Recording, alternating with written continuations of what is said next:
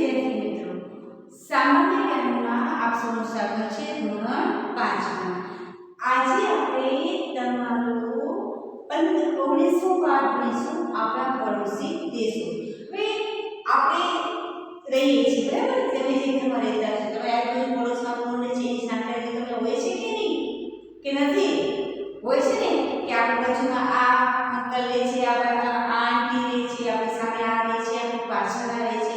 તો આપણે જે આપણા પડોશીઓ વિશે ખબર હોય છે એમાં જે આપણે આપણા દેશના આજુબાજુ જે દેશો આવેલા છે એના વિશેની પણ સમજ હોવી જોઈએ। કારણ કે જો ભવિષ્યમાં તમે કોઈ મિલિટરીમાં જાઓ અથવા કોઈ જાસૂસી ખાતામાં જાઓ તો આ બધી જ વિગતો તમને કામ લાગશે।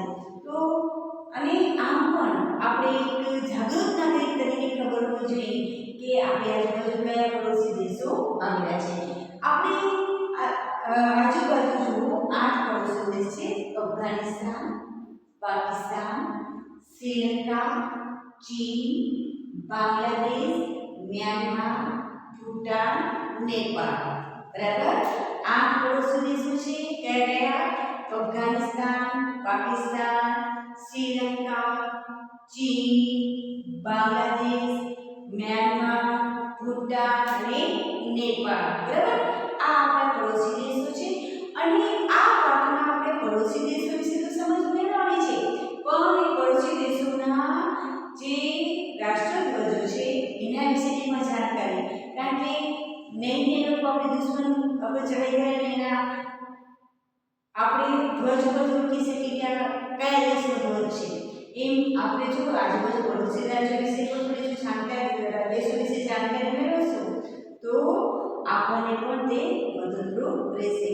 તો વિદ્યાર્થી મિત્રો, આપણે આગળ પાઠમાં ભારતના આજુબાજુ કયા પડોશી દેશ કઈ બાજુ આવેલા છે તે નિહાળશું અને કયા કયા પડોશી દેશોના કયા કયા રાષ્ટ્રધ્વજો આવેલા છે તેની ઓળખ પણ મેળવીશું।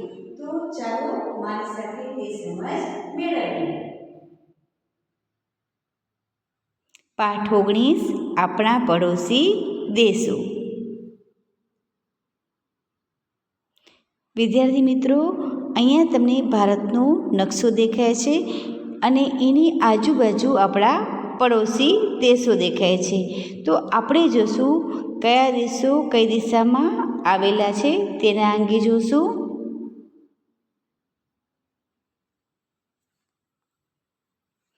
હવે જુઓ, વાયવ્ય સરહદ એટલે પશ્ચિમ બાજુ પાકિસ્તાન દેશ, પછી એનાથી ઉપર જુઓ અફઘાનિસ્તાન દેશ, અને આ બાજુ ઉત્તર બાજુ ચીન અને ભૂટાન, નેપાળ। બરાબર ને, ભૂટાન આયરું બરાબર, અને નેપાળ આ દિશામાં, અને ચીન તો દેખાય છે તમને।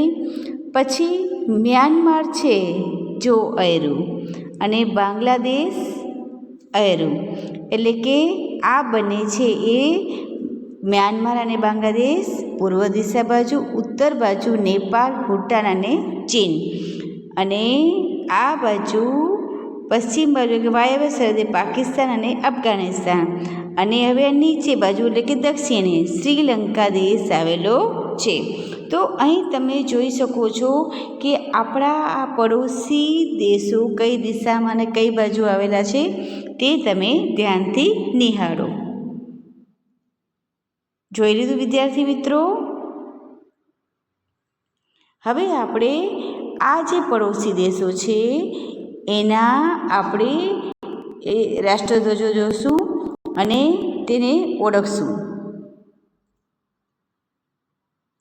પ્રથમ છે બરાબર ને, પાકિસ્તાન દેશનો અહીંયા રાષ્ટ્રધ્વજ દેખાય છે આપણને, એટલે કે આ રાષ્ટ્રધ્વજ ઓળખી શકીએ કોઈ પણ એવી નૌકા કે જતી હોય તો કે કયા દેશની છે, તો પાકિસ્તાનની છે।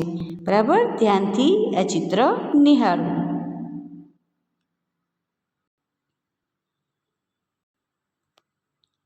હવે અહીં દેખાય છે તે નેપાળનો આપણે રાષ્ટ્રધ્વજ દેખાય છે તે બરાબર ને ભારતની બરાબર ઉત્તર બાજુ આવેલું છે। એટલે કોઈ પણ વ્યક્તિ આવે તો ખબર પડે કે આ એની પાસે કોઈ કરન્સી કે એનો ચીન મળી આવે તો આ નેપાળનો છે। અહીં તમે જોઈ રહ્યા છો બાંગ્લાદેશનો રાષ્ટ્રધ્વજ, બરાબર. તે કઈ દિશામાં આવેલું છે? ભારતની પૂર્વ બાજુ. આ ભૂટાન દેશનો રાષ્ટ્રધ્વજ દેખાય છે, બરાબર. અને તે પણ ભારતની ઉત્તર દિશા બાજુ આવેલું છે, એટલે કે નેપાળની બાજુમાં. શ્રીલંકા, બરાબર. અહીં તમને શ્રીલંકા દેશનું રાષ્ટ્રધ્વજ દેખાય છે, જે ભારતની દક્ષિણ દિશામાં આવેલું છે.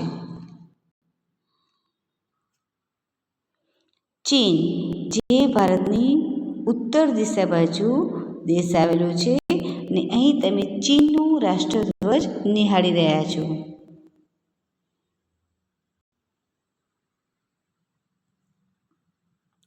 મ્યાનમાર, બરાબર. તે ભારતની પૂર્વ દિશામાં આવેલું છે. તો અહીં તમે મ્યાનમાર દેશનું રાષ્ટ્રધ્વજ જોઈ રહ્યા છો.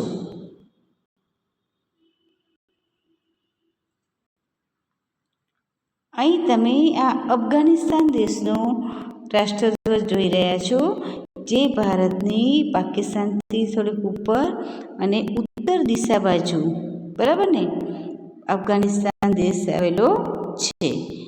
તો અહીં તમે આપણા 8 પડોશી દેશો કઈ દિશામાં આવે છે તે જાણ્યું, અને તે દેશના રાષ્ટ્રધ્વજો વિશે જાણ્યું, અને તમને તે યાદ પણ રહી ગયા હશે. ન યાદ રાખો તો ફરી પાછો પણ વિડીયો જોઈ અને યાદ રાખી શકો છો. તો વિદ્યાર્થી મિત્રો, આપણો અહીંયા પાઠ છે તે પૂર્ણ થાય છે. આ પણ એક જાણકારી છે, સામાન્ય જ્ઞાનની જાણકારી, જે તમને ભવિષ્યમાં મદદરૂપ નીવડી શકે છે. તો વિદ્યાર્થી મિત્રો, આપણો અહીંયા પાઠ છે પૂર્ણ થાય છે.